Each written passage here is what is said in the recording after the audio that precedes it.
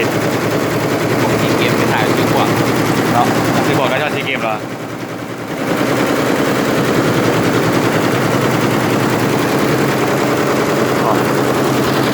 จะยังไงเนี่ยก่อนที่ม่วงแค่เสื้อเดียว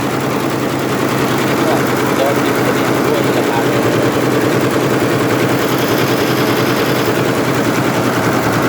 ชื่อเยอะยิบง่ายแต่นี่ไม่ยิบไปจ้ะ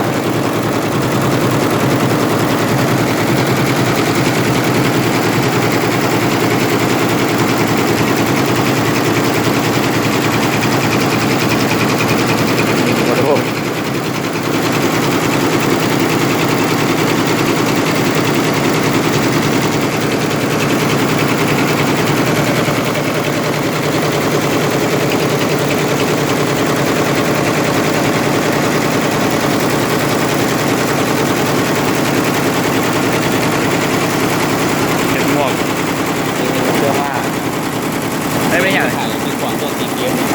ไม่ชอบหรอไม่ชอบหรอ ทีเกมก็เลย3 ปีนี้เขาเลยเนาะเขาเลย